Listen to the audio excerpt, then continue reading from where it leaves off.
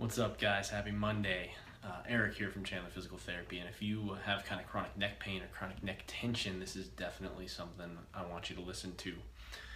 I often get questions in terms of what is causing my neck pain, and usually it comes down to two factors. And now this is not a catch-all, but it could certainly be very well grouped into about 80 to 90% of cases, whether they have deficits in neck strength or deficits in neck stability.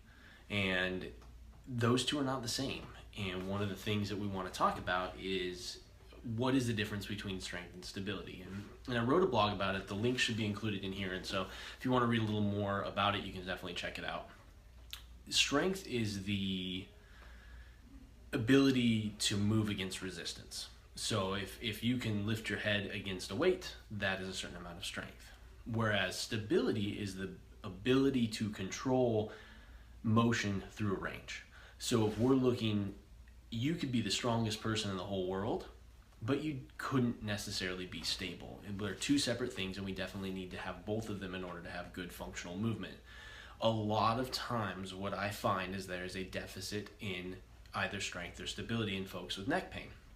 Now, let's think a little bit about what happens when we don't have either strength or stability. The body is going to compensate. And what happens is that there are usually kind of two different routes. One, the body just doesn't choose to use that part of your body and will compensate going a completely different route. Or two, the body just tensions down on it, and you end up overusing that to try and control more motion. And now what I liken it to is, imagine there's a river and there's two bridges over this river. So two routes of movement, or two bridges over this river. The first one is a rope with wood planks, and very, very rickety. The second one is very, very, very well built, very solid. The body is going to choose two different ways to move. If it chooses to go over the rope bridge, you're going to hang on for dear life, and you're going to hold on very, very, very tight. So we liken that into our body, where if you don't necessarily have the stability, you clench down and that muscle tightens up and tenses up and spasms up in an effort to try and provide that stability.